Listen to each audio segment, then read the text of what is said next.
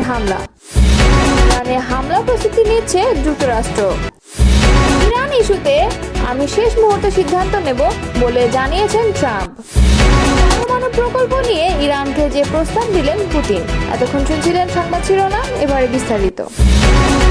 ইরানের আরাক heavy water পারমাণবিক স্থাপনায় হামলা চালিয়েছে ইসরায়েল। সংবাদ সংস্থা রয়টার্স ইরানের টেলিভিশনের বরাতে এই তথ্য জানিয়েছে। এর আগে ইসরায়েলি সেনাবাহিনী হুমকি দিয়েছিল রিঅ্যাক্টরের আশেপাশের এলাকার বাসিন্দারা যেন অবিলম্বে এলাকা ত্যাগ করেন। হুমকি দেওয়ার পরে সেখানে খবর এলো এই হামলা ইসরায়েল ইরান চলমান উত্তেজনা একটি গুরুতর পর্যায়ে পৌঁছানোর ইঙ্গিত দিচ্ছে। ইরান 2015 সালের পরমাণু চুক্তির আওতায় এই আরাক চুল্লির নকশা পরিবর্তনে সম্মত হয়।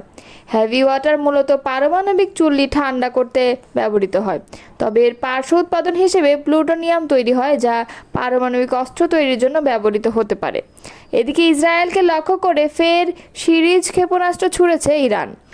ইসরায়েলের প্রতিরক্ষা বাহিনী এই তথ্য নিশ্চিত করেছে। টাইমস অব ইসরায়েলের প্রতিবেদনে বলা হয়েছে অন্তত 4টি ক্ষেপণাস্ত্র প্রভাব ইসরায়েলে পড়েছে। এতে কয়েকজন আহত হয়েছেন। আল জাজিরা তাদের লাইভ প্রতিবেদনে বলছে জেরুজালেম এবং তেল আবিবে বিস্ফোরণের খবর পাওয়া গেছে। ইরানের ওপর আগামী দিনগুলোতে সম্ভাব্য হামলা চালানোর প্রস্তুতি নিচ্ছে যুক্তরাষ্ট্র। অজ্ঞাত সূত্রের বরাতে এক প্রতিবেদনে এ তথ্য জানিয়েছে ব্লুমবার্গ নিউজ। এর আগে মার্কিন প্রেসিডেন্ট ডোনাল্ড ট্রাম্প তেহরানের সম্ভাব্য সামরিক হামলার পরিকল্পনায় নীতিগত অনুমোদন দিয়েছে, খবর আল জাজিরার। ব্লুমবার্গ নিউজ অজ্ঞাত সূত্রের বরাত দিয়ে ঊর্ধ্বতন মার্কিন কর্মকর্তারা জানিয়েছেন আগামী দিনে ইরান সম্ভাব্য হামলা চালানোর জন্য প্রস্তুতি নিচ্ছে যুক্তরাষ্ট্র। এতে আরও বলা হয়েছে এই পদক্ষেপ এটির লক্ষণ যে ওয়াশিংটন তেহরানের সঙ্গে সরাসরি সংঘর্ষে লিপ্ত হওয়ার জন্য অবকাঠামো তৈরি করছে। তবে জনসাধারণের মতে পরিস্থিতি এখনও বিকশিত হচ্ছে এবং পরবর্তীতেও হতে পারে। তাদের মধ্যে কেউ কেউ সপ্তাহান্তে হামলার সম্ভাব্য পরিকল্পনার দিকে ইঙ্গিত করেছেন। প্রতিবেদনে আরও বলা হয়েছে এক ব্যক্তি বলেছেন যে মুষ্টিমেয় ফেডারেল সংস্থার শীর্ষ নেতারাও আক্রমণের জন্য প্রস্তুতি শুরু করেছেন। তবে প্রতিবেদনে এ বিষয়ে বিস্তারিত কোনো তথ্য জানানো হয়নি। এদিকে ইরানের সম্ভাব্য সামরিক হামলার পরিকল্পনায় নীতিগত অনুমোদন দিয়েছেন মার্কিন প্রেসিডেন্ট ডোনাল্ড ট্রাম্প, তবে এখনও পর্যন্ত তিনি চূড়ান্ত নির্দেশ দেননি। যুক্তরাষ্ট্র ভিত্তিক সংবাদ মাধ্যম ওয়াল স্ট্রিট জার্নাল এই তথ্য নিশ্চিত করেছে।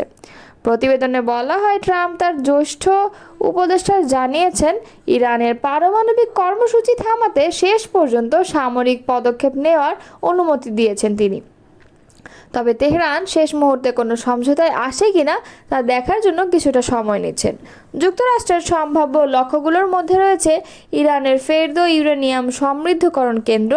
এটি পাহাড়ের গভীরে অবস্থিত এবং সামরিক বিশ্লেষকদের মতে কেবলমাত্র সবচেয়ে শক্তিশালী বোমা দিয়ে এই স্থাপনাটি ধ্বংস করা সম্ভব।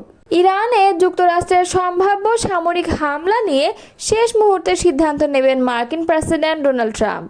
মার্কিন সংবাদ মাধ্যম সিএনএনকে তথ্য জানিয়েছেন তিনি। গতকাল মঙ্গলবার হোয়াইট হাউসের ওভাল অফিসে সিএনএনের সাংবাদিক কেইটলান কলিন্সকে দেওয়া এক সাক্ষাৎকারে ট্রাম্প বলেন, কি করতে হবে বা করা যেতে পারে এ ব্যাপারে আমার কিছু আইডিয়া আছে, কিন্তু এখনও আমি কোনোটিই চূড়ান্ত করিনি। আমি বরাবরই শেষ মুহূর্তে সিদ্ধান্ত নেই, কারণ আপনি জানেন পরিস্থিতি যে কোনো সময় বদলে যেতে পারে, বিশেষ করে যুদ্ধের সময়। অনেক সময় এই যুদ্ধের সার্বিক গতি প্রকৃতির সঙ্গে তাল মিলিয়ে পরিস্থিতিও বদলে যায়। ইরান ও ইসরায়েলের মধ্যে চলমান সংঘাতের পঞ্চম দিনে অর্থাৎ 18 জুন বুধবার ইরানে সামরিক অভিযানের অনুমোদন দেন ট্রাম্প। তবে হামলার চূড়ান্ত নির্দেশ তিনি দেননি। ট্রাম্পের ঘনিষ্ঠ এক কর্মকর্তা জানিয়েছেন ইরান শেষ পর্যন্ত তাদের পারমাণবিক প্রকল্প নিয়ে সমঝোতায় আসতে চায় কিনা তা দেখতেই অপেক্ষা করছেন তিনি। ওই কর্মকর্তা বলেছেন চলতি সপ্তাহে হোয়াইট হাউসে নিজের সামরিক উপদেষ্টাদের সঙ্গে বৈঠক করেছেন এবং ইরানে যুক্তরাষ্ট্রের হামলা সংক্রান্ত বেশ কয়েকটি পরিকল্পনা তার সামনে তুলে ধরেছেন, কিন্তু ট্রাম্প কোনো সিদ্ধান্ত দেননি।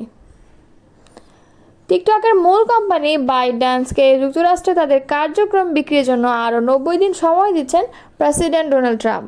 ফলে আগে নির্ধারিত 19 জুন নয়, এখন টিকটক বিক্রির সময়সীমা বাড়িয়ে সেপ্টেম্বরের মাঝামাঝি পর্যন্ত করা হয়েছে। হোয়াইট হাউস মঙ্গলবার বিষয়টি আনুষ্ঠানিকভাবে ঘোষণা করেছে। এ নিয়ে তৃতীয়বারের মতো এই বিষয়টি বিক্রির সময় বাড়ানো হলো। প্রেসিডেন্ট ট্রাম্প চান না এটি সম্পূর্ণভাবে বন্ধ হয়ে যাক। হোয়াইট হাউসের প্রেস সেক্রেটারি ক্যারোলিন লেভিট জানিয়েছেন, ট্রাম্প নতুন একটি নির্বাহী আদেশে সই করবেন যাতে বিক্রির আগ পর্যন্ত অ্যাপটি চালু রাখা যায়। তিনি বলেন, আমরা চাই 17 কোটির বেশি মার্কিন ব্যবহারকারী যেন নিরাপদে এটি ব্যবহার করতে পারে এবং তাদের ব্যক্তিগত তথ্য সুরক্ষিত থাকে। রাশিয়ার প্রেসিডেন্ট ভ্লাদিমির পুতিন বলেছেন, ইরানের পরমাণু প্রকল্পের কাজ তত্ত্বাবধান করতে আগ্রহী মস্কো। ইতোমধ্যে এ ব্যাপারে তেহরানকে প্রস্তাব দেওয়া হয়েছে বলেও জানিয়েছেন তিনি। বুধবার রাশিয়ার দ্বিতীয় বৃহত্তম শহর সেন্ট পিটার্সবার্গে সাংবাদিকদের সঙ্গে মত বিনিময়কালে প্রেসিডেন্ট পুতিন বলেন, তেহরানের সঙ্গে মস্কোর খুবই ভালো সম্পর্ক এবং আমরা তেহরানকে ইতোমধ্যে প্রস্তাব করে দিয়েছি যে রাশিয়ার তত্ত্বাবধানে ইরানের পরমাণু প্রকল্পের অপারেশন চলতে পারে। রাশিয়া ইরানের জাতীয় স্বার্থ সম্পর্কে ওয়াকিবহাল এবং তার তেহরান যদি চায় সেক্ষেত্রে ইরানের ইউরেনিয়ামের মজুদ বেসামরিক ও শান্তিপূর্ণ খাতে ব্যবহারের ব্যাপারটি তত্ত্বাবধান করতে পারবে রাশিয়া। তবে অবশ্যই তেহরান যদি চায় কেবল তাহলে এটি হতে পারে।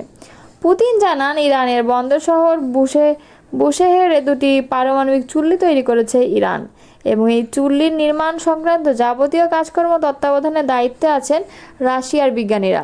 তিনি আরও বলেন, ইসরায়েলের প্রধানমন্ত্রী বেঞ্জামিন নেতানিয়াহুর সঙ্গে টেলিফোনে তার কথা হয়েছে এবং নেতানিয়াহু আশ্বাস দিয়েছেন যে বুশেহেরে নির্মিতব্য পারমাণবিক চুল্লি এলাকা ও তার আশেপাশে আঘাত করবে না ইসরায়েল।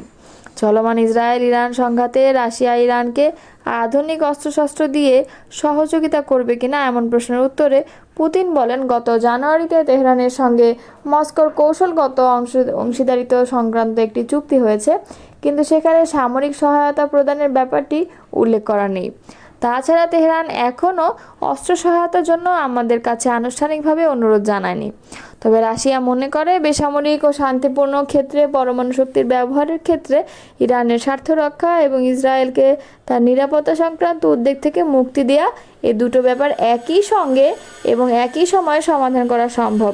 আমরা যুক্তরাষ্ট্র, ইরান ও ইসরায়েলকে আমাদের চিন্তাভাবনার রূপরেখা পাঠিয়েছি, সাংবাদিকদের বলছেন রাশিয়ার প্রেসিডেন্ট।